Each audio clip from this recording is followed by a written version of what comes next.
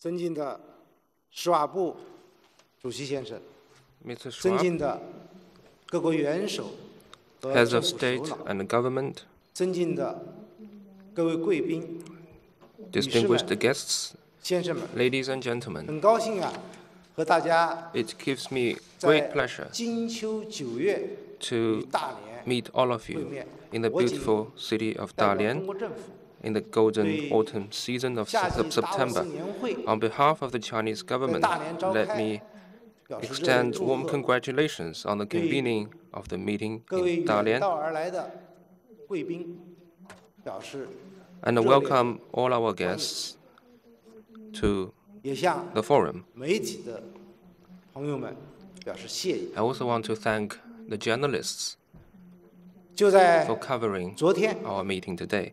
我一到大连， Yesterday, 看了一家 the moment I arrived in Dalian, 大连的 I 创客空间， visited a local 在那里 makerspace in the city. 我看到了一个公司，他们有10位员工， There was 用了 a 2 small 年时 company 间创业， in the in the 他们所 makerspace 取得的 with 业 only 绩 10 employees. 给我留下了 Although the 难忘的 company 印象。 is only 2他们 years 利 old, 用 it's 互联 what it 网 has 这个平台， achieved is truly impressive.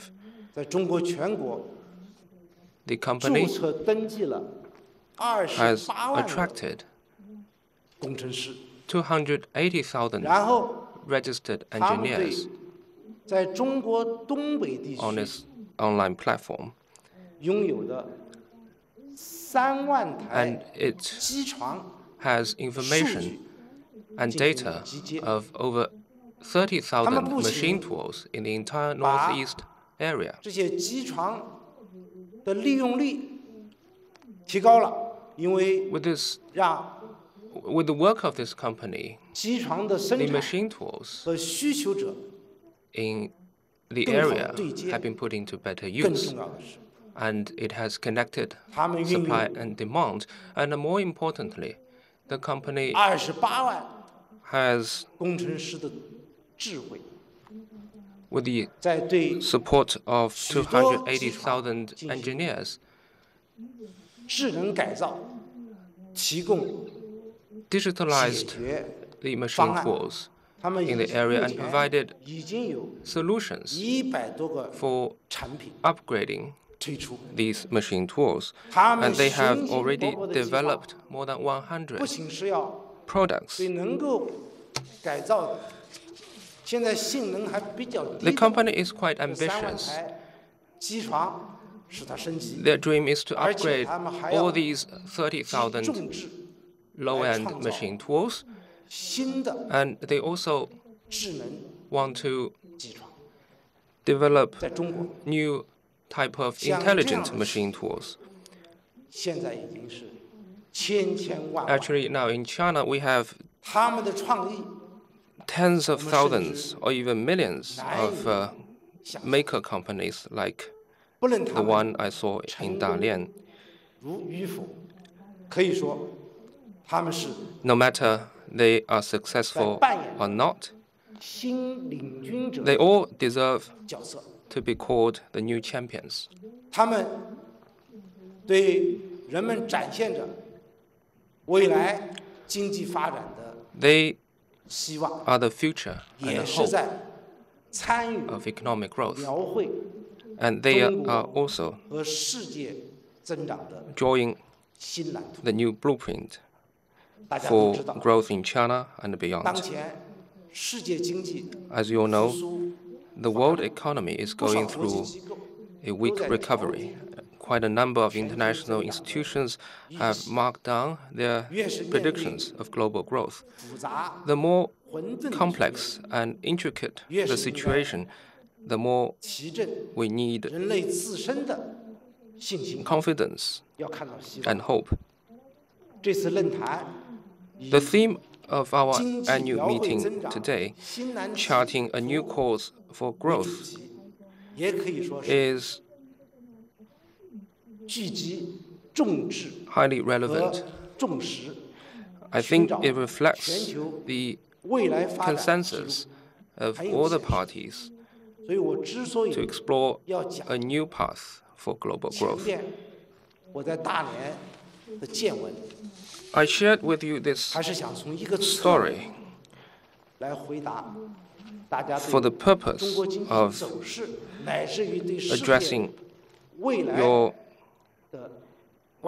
concerns about the future of the Chinese economy and the world economy. So here's my message. Despite some moderation in speed, performance of the Chinese economy is stable and moving in a positive direction. Having said that, we also face some difficulties, but on the whole, we have more opportunities than challenges.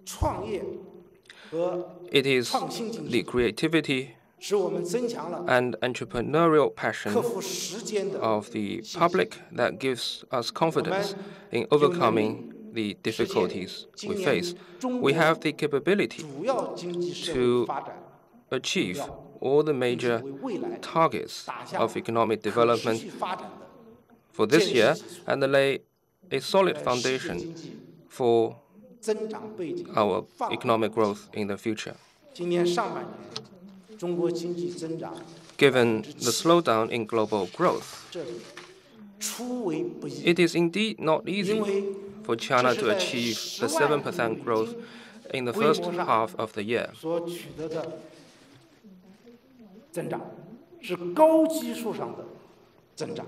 Because we are now already a $10 trillion economy, and a 7% increase in a $10 trillion economy is even bigger than the double-digit increment in the past.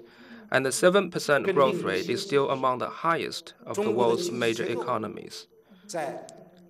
What is encouraging is that the economic structure is improving. Service sector already accounts for half of China's GDP, and consumption contributes to 60% of growth. Growth in high-tech industries is notably higher than the entire industrial sector. Consumer demands for information, cultural, and health products are booming. Energy conservation, environmental protection, green economy are flourishing, and new growth drivers are rapidly taking shape. The stable performance of the Chinese economy has improved the well-being of the people. How the people feel about their life is the most important. Since the beginning of this year, employment has steadily expanded. 7.18 million new urban jobs were created in the first half of the year, completing 72% of our annual target. Surveyed unemployment rate in major cities is around 5.1%, and per capita disposable income is growing faster than the economy, and the income of rural residents is growing faster than that of urban residents. Price level is basically stable, and consumers are now more willing to spend. Total retail sales of consumer products has increased by more than 10%. I have said on numerous occasions that as long as we have fairly sufficient employment, rise in household income, and improvement in the eco-environment, growth speed that is a little bit higher or lower is both acceptable to us. The stable performance of the Chinese economy has also benefited the whole world. In the first half of this year, China contributed to about 30% of global growth. Because of the slide in commodity prices, the foreign trade volume has somewhat moderated, but the actual amount of commodity imports has not dropped and even climbed up. by a certain margin. China will continue to implement a more proactive import policy and put greater emphasis on the quality of foreign trade. So we will only buy more from the world in the future. China's outbound investment continues to enjoy rapid growth. And in tourism, there's a notable increase in the number of outbound tourists. Last year, Chinese tourists made over 100 million trips abroad. And in the first half of this year, this number grew by another 10%. And the Chinese tourists are going abroad not just for sightseeing, but also for shopping. And their spending has made a contribution to the growth of many countries. This shows that they are confident in the future of the Chinese economy because we have a celebrated tradition of frugality. If they do not have a stable source of income, they will not feel free to spend. So these facts show that China is not a source of risk of the world economy, but a source of strength for global growth. That being said, the Chinese economy has also come under quite a number of difficulties and downward pressure, but it is still running within the proper range. China is an economy that is closely integrated with the international market. Given the weak growth of the global economy, China cannot stay unaffected. And the deep-seated problems that have built up over the years are also being exposed.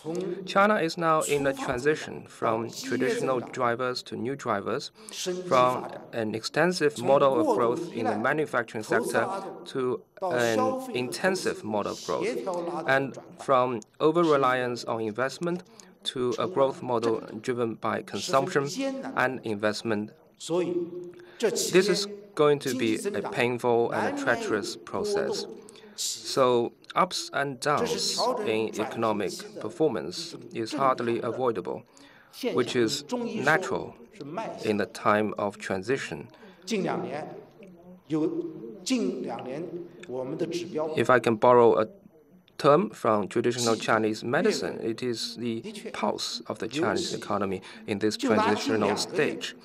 In the past 2 months, there have been slides or ups and downs in certain economic indicators. But due to the policy measures we adopted in the previous stage, the positive factors in the economy are building up. So some of the economic indicators have improved. So on the whole, the fundamentals of the economy have remained unchanged. Despite ups and downs in economic performance, the underlying trend is positive. We will not be swayed by short-term fluctuations in the economy, but we will not take it lightly either. We are taking necessary measures of targeted, discretional, and precision macro control for the purpose of mitigating volatility and preventing transmissional and amplifying effects. If there are signs that the economy is sliding out of the proper range, we have adequate capability to deal with the situation. The Chinese economy will not head for a hard landing. In recent years, despite downward economic pressure, we have not resorted to excessive supply of money or massive stimulus. Instead, we have relied on reform to boost the vitality of the economy. This has not only ensured stable economic performance, but also created space for further macro control.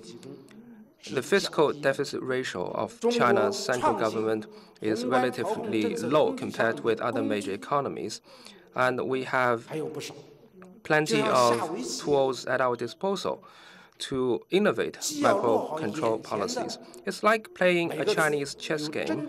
You need to be careful with the immediate move you take. That is to say, we need to take targeted measures to resist downward pressure on the economy. But at the same time, we need to build momentum for sustainable and healthy economic growth in the long term. Ladies and gentlemen,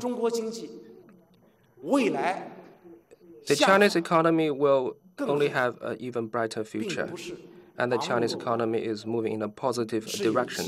This is not an unrealistic optimism. We have the conditions and the basis to achieve that. The Chinese economy has huge potential and a strong resilience. China is now in the process of a new type of industrialization, IT application, urbanization, and agricultural modernization. This generates enormous demands for expanding domestic demand. China is a vast country and has diverse industries. So the Chinese economy is not supported by just one single factor or one industry. It is supported by multiple factors and a broad industrial base. Therefore, the Chinese economy is shock resistant and resilient. At present, the Chinese people are now working toward the goal of building a society of initial prosperity in all respects by 2020. This will generate strong power for further economic development.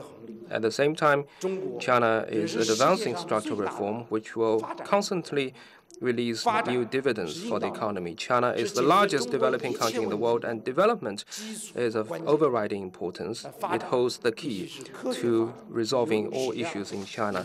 But development we talk about must be scientific. It must have quality and efficiency, and it must be sustainable. To achieve such a development, the key lies in reform. We are speeding up structural reform, pursue an innovation-driven development strategy in an effort to tap the full potential of our economy, keep the economy growing at a medium to high speed and moving to a medium to high level of development.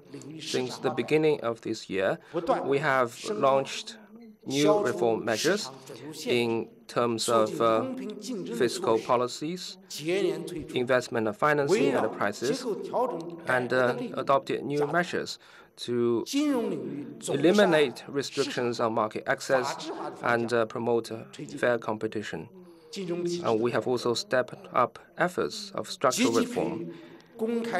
We are advancing reform in the financial sector in light of market principles and the rule of law, and we continue to foster an open, transparent capital market with long-term stability.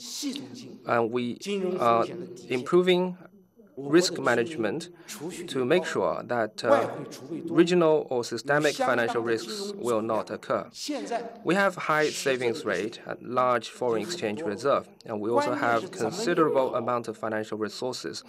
So there is already plenty of water in the pool, so to speak. So the important thing is to take the full benefit of this large pool of water. We will continue with structural reform to make more efficient use of existing resources and tap their full potential. We will improve allocation of financial resources, raise the efficiency of the financial sector. Recently, while cutting the interest rate and reserve required ratio, we have introduced some new reform measures, and in the next step, we will further relax restrictions on the access of private capital into the financial sector. We will promote the development of private banks, financing guarantee and financial leasing, and open our financial sector wider to the outside world. This is our set target. We will further. We have improved the quotation regime of RMB's central parity against US dollar for the purpose of making RMB exchange rate more market-based. We will keep RMB basically stable at an adaptive and equilibrium level. And we will also gradually realize the convertibility of the RMB under capital account. Not long ago, we opened interbank bond market to overseas central bank institutions. And going forward, we will provide access for overseas central bank institutions into our interbank foreign exchange market. By the end of the year, we will complete the development of the China International Payment System, or CIPS, to support offshore RMB market. So these are only some of the reform measures we are taking in the financial sector. There's certainly more measures on the list. We will continue with our reform efforts, but in a step-by-step manner. We are determined to move forward with reform, and we will continue to roll out new measures. The purpose of reform is to release new dividends for the Chinese economy. For China, structural reform is to unlock the infinite creativity of the people. At last year's Summer Davos, I proposed to advance mass entrepreneurship and innovation. That is an important part of our structural reform. For that, we have taken steps to streamline administration, delegate government power, strengthen regulation, and improve government services. We have also cut taxes for small and micro enterprises and established investment foundations to guide entrepreneurship and innovation. And these major efforts and measures have ignited the passion of the Chinese people, and we are seeing a massive wave of entrepreneurship and innovation across the nation. These involve not just the university students, migrant workers, Chinese people educated overseas, but also corporate managers, technology experts, and scientific researchers. So both elites and people from the grassroots level have participated in this endeavor. Not just micro companies, a lot of major companies have also joined the ranks of entrepreneurship and innovation, and the platforms of crowd innovation, crowd outsourcing, crowd support, and crowdfunding have been introduced, thus changing the way of production and management. It allows internal employees to get rewarded by their online creativity and earn an offline salary, and gives opportunity to external makers to take part in innovation and share the benefits. A lot of micro companies have also been incubated in this process. A lot of R&D institutions also relied on the internet to carry out joint R&D, making innovation much more efficient than before. Mass entrepreneurship and innovation are strong driving force for development. Creativity is the greatest asset for development. China has a labor force of 900 million and over 7 million college graduates every year, and more of them are now joining the ranks of entrepreneurship and innovation. This has led to new supply and demand and acted as a significant force in keeping growth stable. Mass entrepreneurship and innovation also gives strong support to expanding employment. Though growth is moderating, more jobs are being created because new market entities keep emerging. By streamlining the administration and delegating power, every day now over 10,000 new businesses are still being registered, and such phenomena has lasted for over 1.5 years, and the momentum is only growing, thus creating a lot of job opportunities. Mass entrepreneurship and innovation also gives impetus to developing a sharing economy.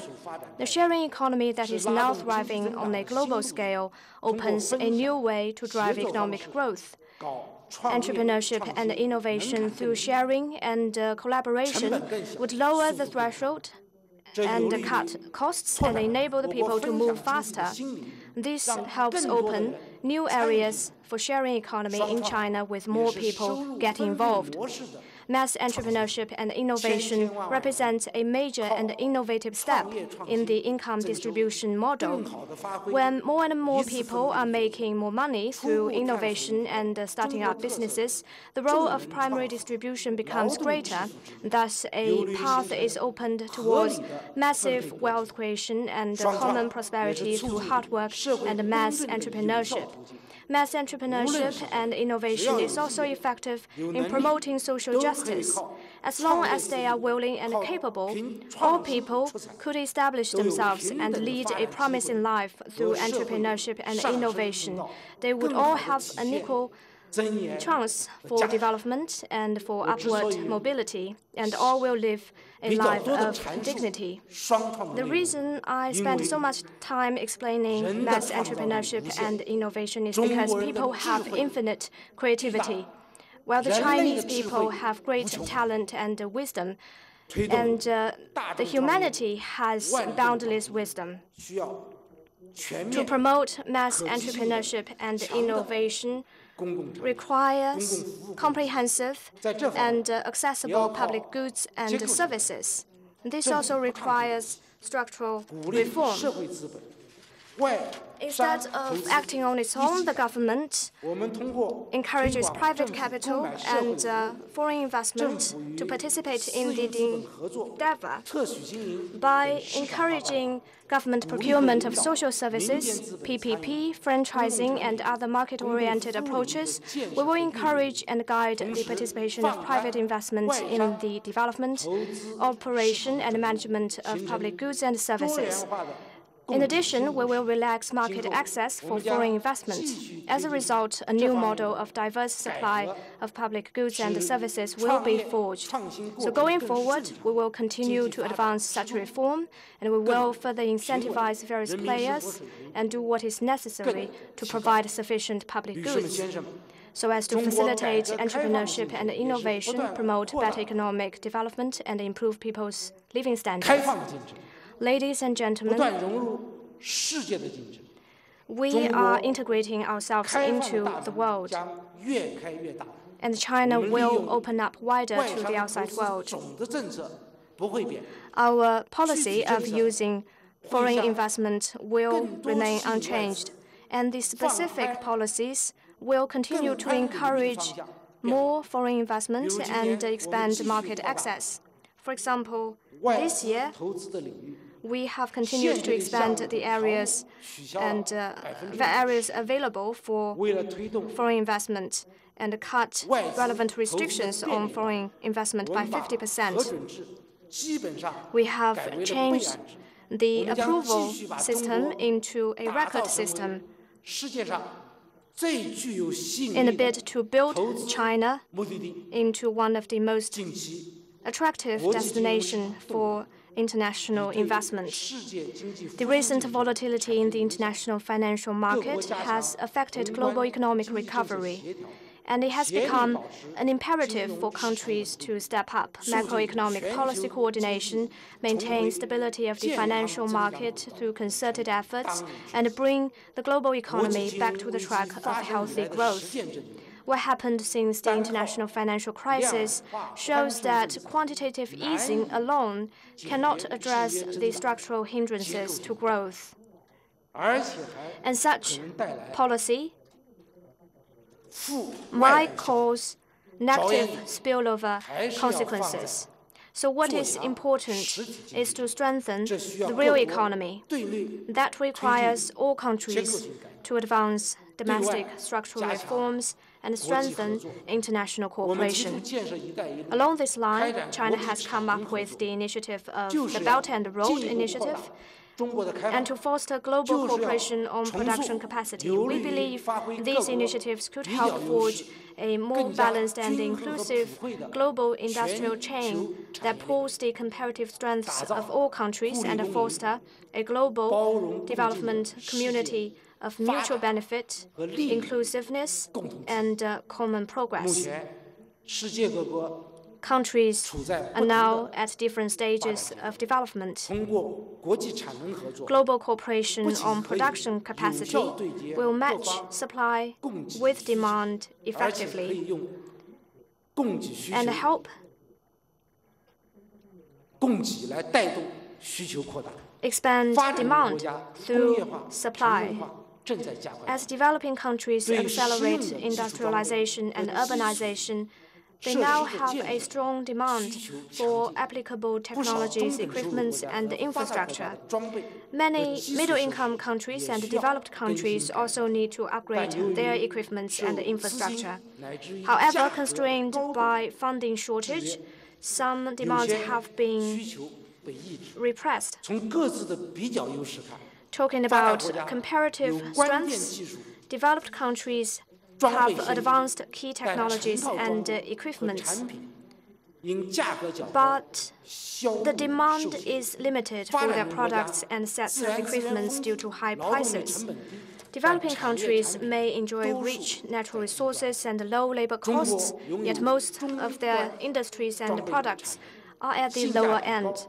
As far as China is concerned, it has industrial capacity in manufacturing affordable middle-end equipment. Its engineering and construction capabilities are also strong, and it has a lot in its foreign exchange reserve. What it needs is to transform and upgrade its industries.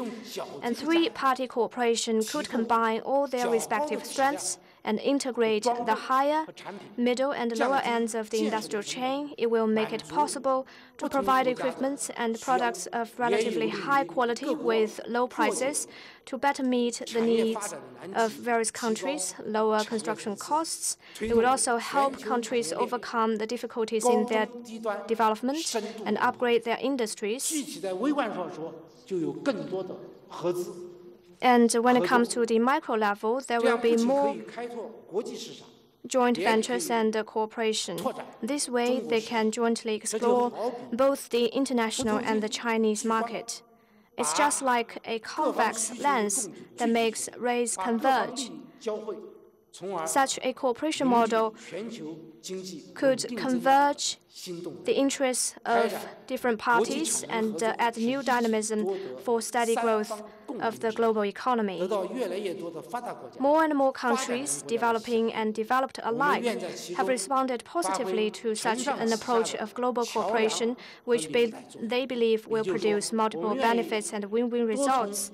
And China stands ready to serve as a bridge and connects the parties together in this process. We are willing to buy more advanced equipments and technologies from developed countries, and combine them with China's more affordable equipments and products to meet the needs of other countries. And we are willing to provide financing support for that. We hope all of you can seize the opportunity, lock in cooperation possibilities, and try new cooperation models. Such cooperation is so wide-ranging that it needs the strong support from governments, international organizations, and financial institutions alike. It may be a good idea for parties concerned to strengthen coordination and jointly promote such cooperation by including it into the framework of bilateral and multilateral cooperation. And China is willing to provide financing facilitation to overseas and Chinese companies involved in this process. As long as we work together and join efforts, we stand to achieve a lot in global cooperation on production capacity, which I believe will add a highlight on the new blueprint for global economic growth. Ladies and gentlemen, we live in the same world, and we grow in this age of globalization where all have a stake in each other's future and all are like passengers riding in the same boat. Facing the common task of promoting global economic recovery, the international community should work together, increase coordination. As I said yesterday, China will never resort to a currency war. When it comes to production capacity cooperation, there will be some competition. But if we can cooperate, we actually have more interests than differences, and we will have more cooperation than competition. We need to work together to promote such industrial cooperation and work for a open, comprehensive, and non-discriminatory international platform. We are committed to opening up for win-win benefits, and we stand ready to work with all countries for green and sustainable development and build a community of shared benefits and interests, so that in this global community we can all share the benefits and together draw a new blueprint for global economic growth and create a new and even better future for the mankind. And I wish the annual meeting a full success. Thank you.